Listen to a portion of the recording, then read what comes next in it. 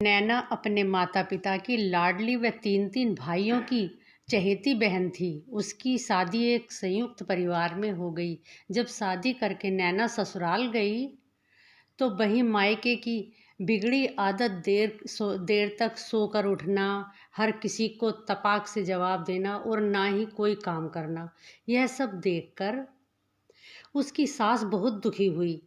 उन्होंने कहा, तुम्हें कोई संस्कार नहीं सिखाए तुम्हारे माँ बाप ने?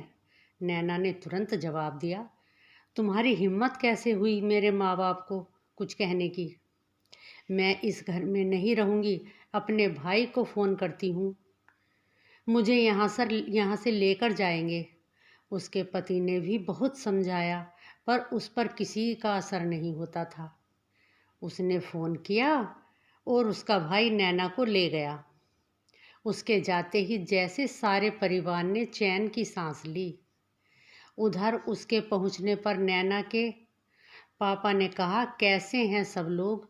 तेरी सास, तेरा देवर, तेरा पति सब अच्छे हैं ना? नहीं पापा, कोई अच्छा नहीं है, सब लड़ते हैं मुझसे, मुझे तो टाइम पर खाना भी नहीं देते। मैं तो अपनी मर्जी से उस घर में कुछ भी नहीं कर सकती। मैं अब वहाँ नहीं जाऊंगी। ठीक है बेटा, तुम मेरे कहने से एक बार और चली जा। अगर वे लोग नहीं सुधरते तो फिर मत जाना। उन्होंने नैना को खूब मेवे डालकर लड्डू बना कर दिए और भी खाने के सामान दिया और कहा, तू यह सामान व लड्डू अपनी सास को देना और उनमें से कोई भी कुछ कहे तो तुझे कुछ नहीं बोलना। सुबह जल्दी उठकर नहाना और चाय नाश्ता बनाकर सभी को खिलाना। यह सब तू बस 1 महीना कर ले, फिर तू खुद यहाँ चली आना। ठीक है पापा? नैना ने वैसा ही किया जैसा उसके पापा ने कहा था।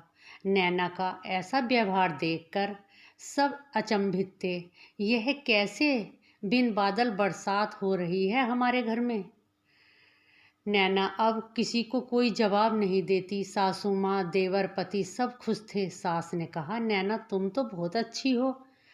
घर की चाबी नैना यह सोचकर घर की चाबी नैना को थमा दी।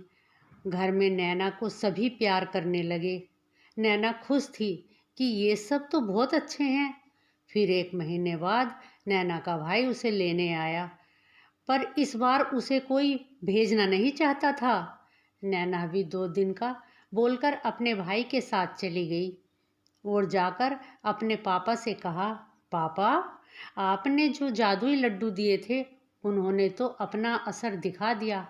मैं अब यहाँ नहीं रहूँगी, मैं अपने घर जा रही हूँ। मेरी सास, देवर, पति सब बहुत अच्छे हैं।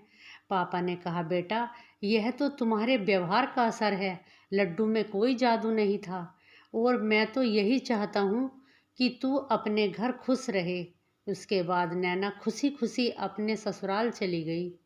यह कहानी यही सीख देती है कि माँ बाप को अपनी बेटियों की बात को सुनकर उन्हें प्यार से समझाना चाहिए, ना कि उनकी नादानियों को बढ़ावा देना चाहिए।